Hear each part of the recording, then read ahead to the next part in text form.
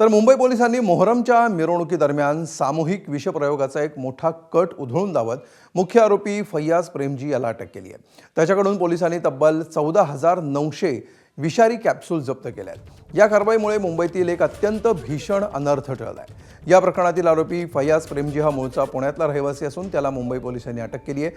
हाच आरोपी पुण्यातील विमाननगर परिसरातील कोणार्क सोसायटीच्या फेज 1 मध्ये हाऊस नंबर 24 आणि 25 मध्ये गेल्या काही वर्षांपासून आपल्या परिवारासोबत राहत होता।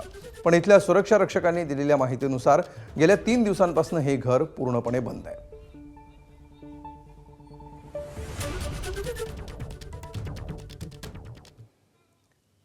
दरम्यान आरोपी फैयाज प्रेमजी हा 15 दिवसांपूर्वी मुंबईत आला होता। नागपाडा परिसरातील सन डॉर्मेटरीमध्ये तो राहायला होता। याच ठिकाणी त्याने कॅप्सूलमध्ये झिंक फॉस्फाईड भरण्याचं काम केल्याची माहिती समोर येते आहे। या परिसरातून आढावा घेतला आमच्या प्रतिनिधी।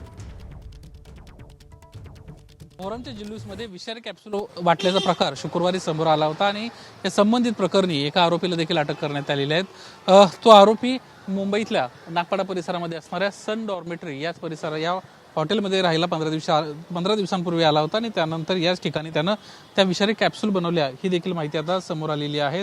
फैयाज प्रेमजी असं या आरोपीचं नाव असून तो पुण्याचा रहिवासी आहे। विमाननगर परिसरामध्ये तो राहतो आणि या संपूर्ण प्रकरणी आता पोलीस त्याची चौकशी करत आहेत। तब्बल 50 किलो झिंक फॉस्फेट जे आहे ते त्यानं ऑनलाईन मागवलं होतं, तर 30,000 रिकाम्या कॅप्सूल त्यानं मागवल्या होत्या आणि त्या सगळ्या भरण्याचं काम त्यानं या सन डॉर्मेटरीमध्ये केलं होतं।